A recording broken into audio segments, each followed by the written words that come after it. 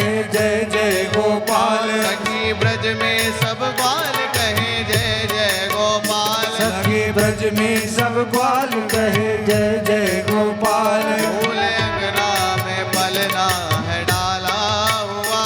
झूले अंगना में पलना है डाला हुआ। चलो देख आवे नंद घर लाला हुआ। चलो देख आवे नंद घर लाला हुआ।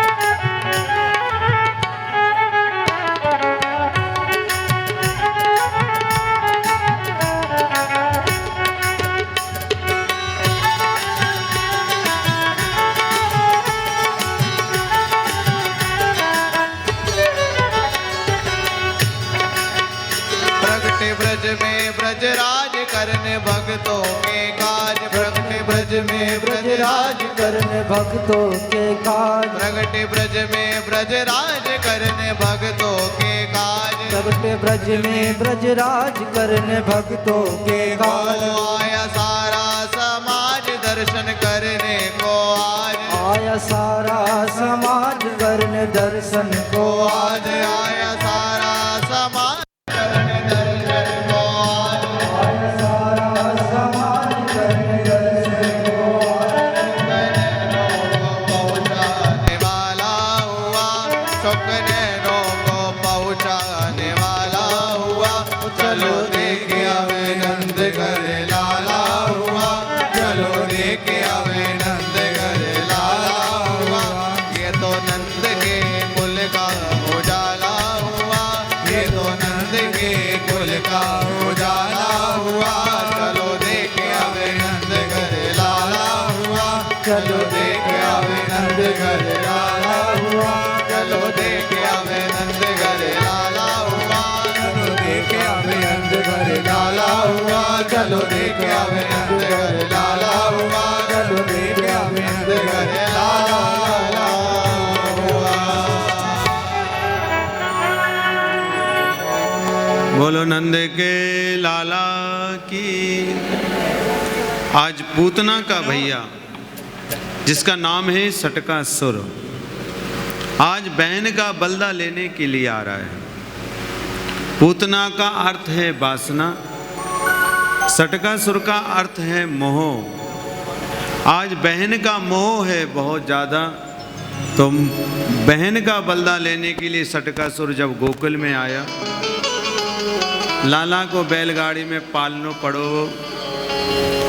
सटकासुर ने सोची बहुत अच्छा मौका है, क्यों ना यहाँ में लात मार दें और जे ही मर के दब जावे। पर छोटे छोटे ब्रजवासी आज लाला को दर्शन कर रहे थे। पर जैसे ही सटकासुर आया, भगवान ने एक लात मारी, बैलगाड़ी कहीं गिरी, पालो कहीं गिरो और सटकासुर वहीं गोविंदाए नमो नमः। छोटे छोटे ब्रजवासियों ने कहा मैया आज तुम्हारे लाला ने लात मारी, हमने अपनी आंखों से देखी, इसलिए बैलगाड़ी गिर गई। तो मैया को बर्दाश्त नहीं हुआ। मैया यशोदा ने कही अरे ब्रजवासियों, आज हमारो लाला 7 दिन को भयो का, इतनी जल्दी पालने में लात मार दे मेरे को हैं? ऐसो नहीं, तुम सबरे झूठ बोल रहे हो। ब्रजवासी कहवे लगे छोटे छोटे बच्चे, मैया मैंने अपनी आंखों से देखो तुम्हारे लाला ने लात मारी। पर मैया ने विश्वास नहीं कियो। आज लाला को गोदी में लियो। मैया यशोदा ने सबरे ब्रजवासियों को, ग्वाल वालों को, गोपियों को, सबको बधाइयाँ दी। सारे ब्रजवासी, गोपियाँ, ग्वालवाल सब अपने अपने घरों को चले गए।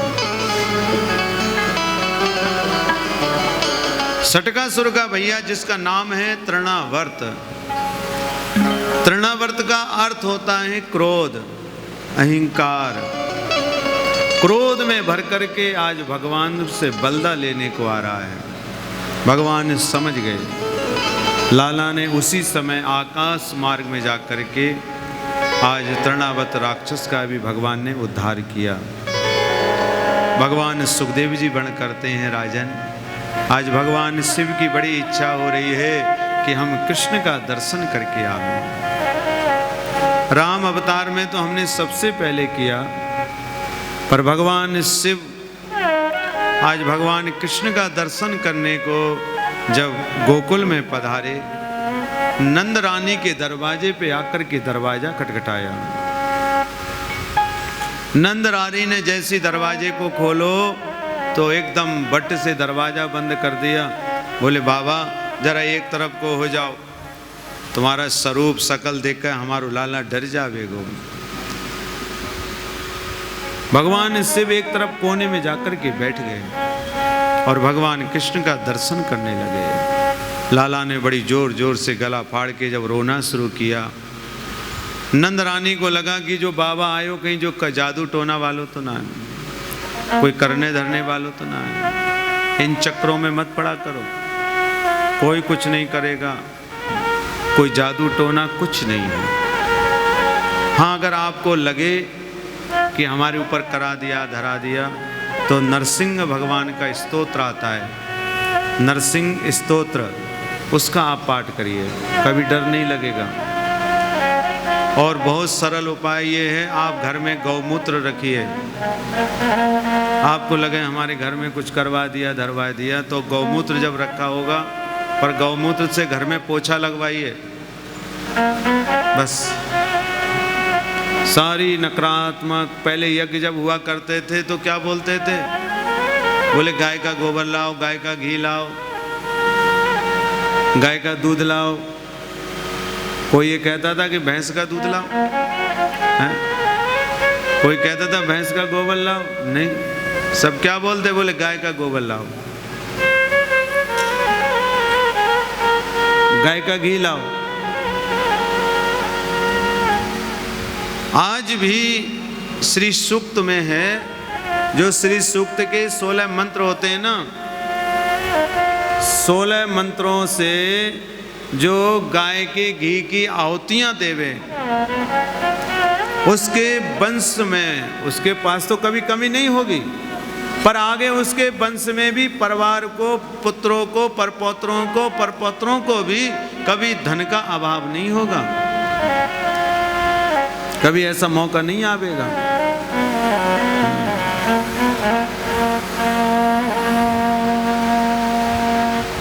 भगवान शिव जब आंख बंद करके भगवान कृष्ण का दर्शन कर रहे थे तो लाला ने गला फाड़ के रोना शुरू किया। अब यशोदा को लगी कि जो बाबा आए कि जादू टोना करने वाले तो नहीं हैं? आवाज मारी, अरे बाबा इधर आओ।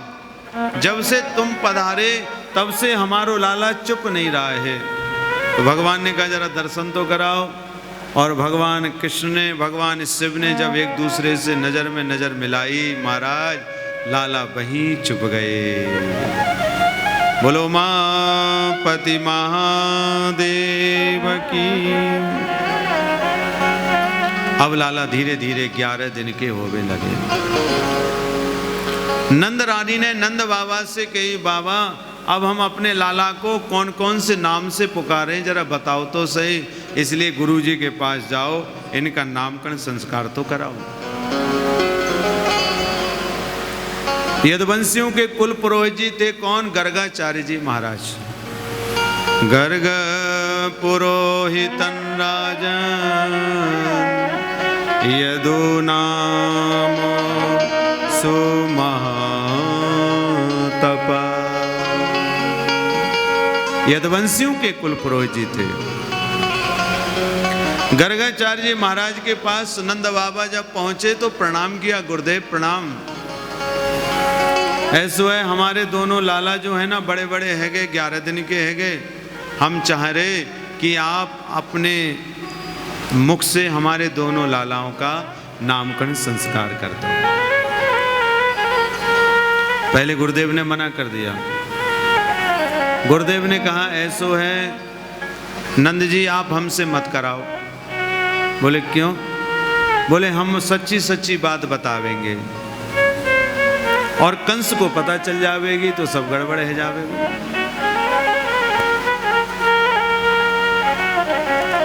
नंद बाबा बोले गुरुदेव ऐसो अभी हम फंक्शन नहीं कर रहे हैं, किसी को बुला नहीं रहे हैं।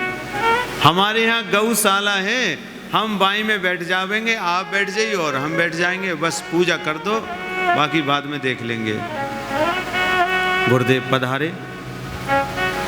नंद रानी यशोदा मैया और रोहिणी मैया लालाओं को लेके बैठी, पर थोड़ी यशोदा मैया ने गुरुदेव की परीक्षा लेनी चाहिए। और परीक्षा क्या ली कि यशोदा ने अपनो लाला रोहिणी की गोदी में दे दी और रोहिणी को लाला अपनी गोदी में ले लिया। गुरुदेव ने सबसे पहले पूजन किया और पूजन करने के बाद जब दृष्टि बांध करके देखा तो समझ गए अरे चीटिंग चल रही है यहाँ है? चलो अपना अपना लो, बदलो मत। उसके बाद यशोदा ने अपने लाला को पकड़ो, रोहिणी मैया ने अपने लाला को पकड़ो, अब नाम रखा जा रहा है। सबसे पहले रोहिणी की गोदी में लाला या को नाम रखते हैं। गुरुदेव कहने लगे रोहिणी सुनो, अयम ही रोहिणी पुत्रो रम्य क्यदास्रो हृदयो गुणे। हे रोहिणी, पहलो नाम हम तुम्हारे लाला को रखते हैं संकर्षण। अब रोहिणी को थोड़ी गुस्सा आ गई।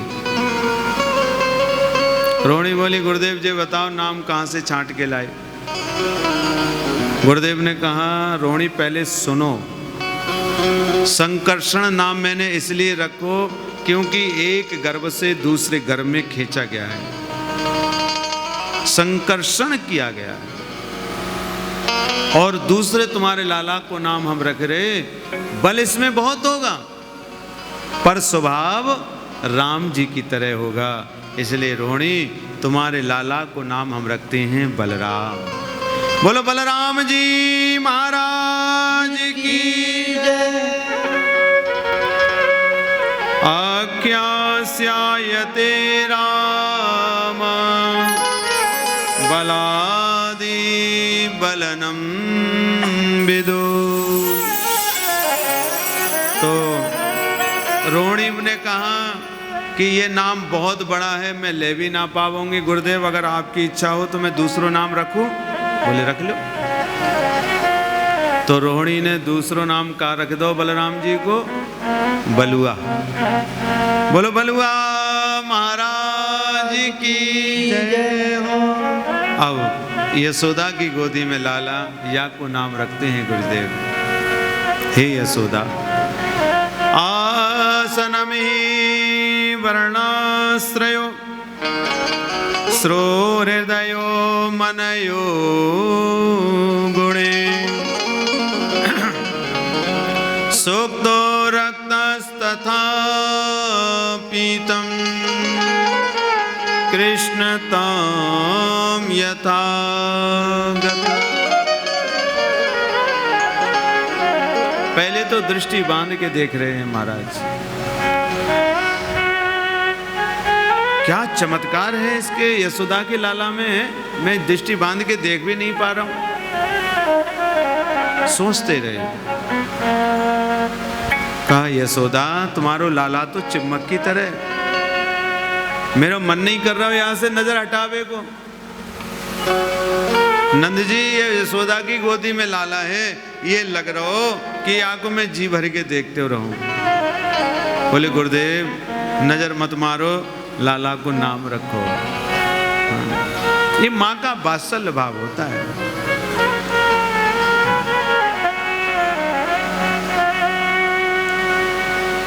कृष्ण त्वाम यथा गतः, ये कभी लाला तुम्हारो सीधो ना रहेगो। और देखें गर्दन वो भी टेढ़ी, कमर वो भी टेढ़ी, हाथ वो भी टेढ़ा, पैर वो भी टेढ़ा, कोई सीधा है? कुछ है सीधा? कुछ नहीं। हे नंद जी, जैसे एक लोहे को चिम्मक खींच के चली आती है, ऐसे ही तुम्हारे लाला को जो प्राणी एक बार देखे वो खिंचता हुआ चला गया। और इसलिए मैं तुम्हारे लाला को नाम रख रहा हूं, क्या? कृष्ण।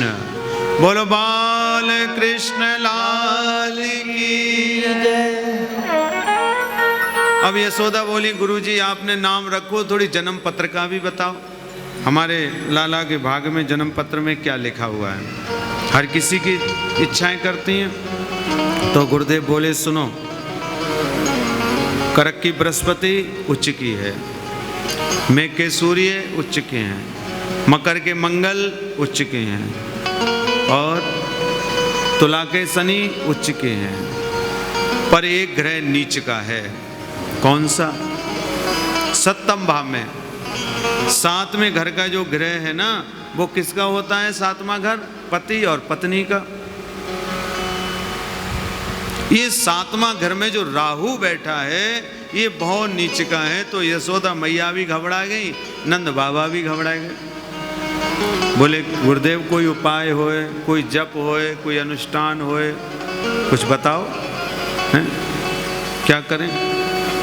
ये नीच का ग्रह पड़ा है, क्या करेगो? स्वास्थ्य हमारे लाला को ठीक रहेगो? बोले हाँ, स्वास्थ्य ठीक ठाक रहेगो। बाकी सब ठीक ठाक रहेगो? बोले हाँ, सब ठीक ठाक रहेगो, पर बाबा एक एक कमी है। बोले क्या कमी है? बोले बाबा आप कहीं बारात लेके नहीं जाओगे, अपनी व्यवस्था वो अपने आप कर लेगो। तब बाबा को थोड़ी शांति हुई। यशोदा ने कही, गुरुदेव आपने हमारे यहाँ पूजन किया, नामकरण संस्कार किया, तो बगैर भोजन के नहीं जाओगे, आपको हमारे घर पे भोजन करना पड़ेगा।